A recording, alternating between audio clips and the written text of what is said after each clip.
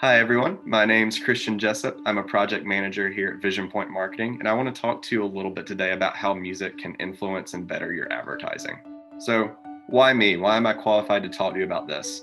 Well, I have a good bit of experience in the music industry. I interned with Hans Zimmer in 2017. He's a big film score composer. I write music myself for films, including one last year that was nominated for a North Carolina Film Critics Award. And I write music at Vision Point for our ads for dozens of our clients. Been honored to be a part of award-winning teams here as well. So let's talk a little bit first about the basics. Why do your ads even need music? Well, recently we've seen a different trend than even 5 or 6 years ago, which is that now social media users do have their sound on. A 2020 poll found that 85% of Instagram users watch Instagram stories with their sound on. You also have to consider the emergence of platforms like TikTok, Snapchat that are almost entirely dependent on you using sound to interact with the platform. So sound is definitely on social media now, and so it's important part of that to include music in your advertising. Secondly, music adds personality even to static ads. There's a misconception that if you're using a still image, that's all you can do, but you can include music with that, and it's going to add a lot of personality. It's going to add audio movement, even if you don't have visual movement in the ad, and in some cases, I think that's even more important to do. And lastly, music tells a story. Research, has found that music can pretty much impact everything, including spending and productivity. Some research has even suggested that it can encourage crime. So be careful with your music choices. Based on research, it could, have someone attend your institution, or it could encourage crime. So all this leads to the point that you need sonic branding. Your institution needs sonic branding.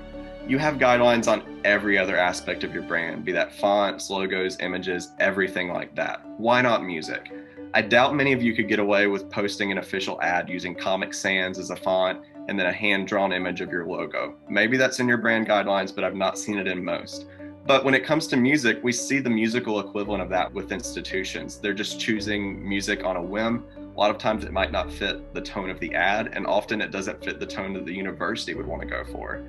This isn't a conversation many institutions have had, but I think it's an important conversation to have to see, what music and what audio really does fit within our brand. So I want to talk about one of my favorite examples I've gotten to do here at Vision Point, and that was with UMKC.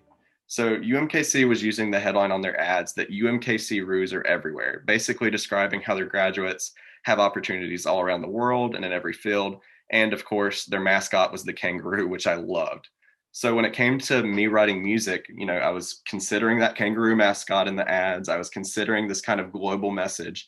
And so I thought it might be interesting if I wrote something that sounded like a safari. It would be unique, but it would also very much match the campaign guidelines. So that led to me writing this.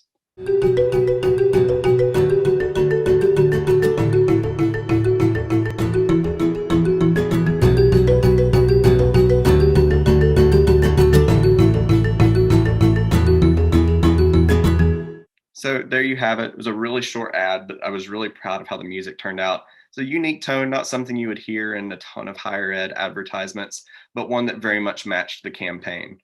Now, we also had to evolve that music. Not every ad can sound like a fun safari. And especially this past year with COVID, we needed a much softer tone, a much more calm tone.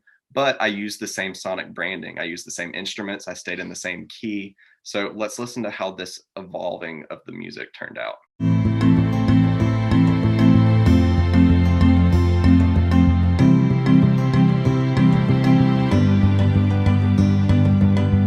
Now, you may or may not register that that's using a lot of the same techniques, but it is. And subconsciously, your brain's going to start to associate those instruments, that type of tone with UMKC, and you're slowly going to develop a sonic brand using that. So just a few tips on how to choose music for your advertising. First of all, use everyday language. I know talking about music can seem scary, but you can use everyday terms to describe it. Talk about emotions you want the music to have. Talk about activities like a safari that you think would be fun for the music, or talk about the style of music.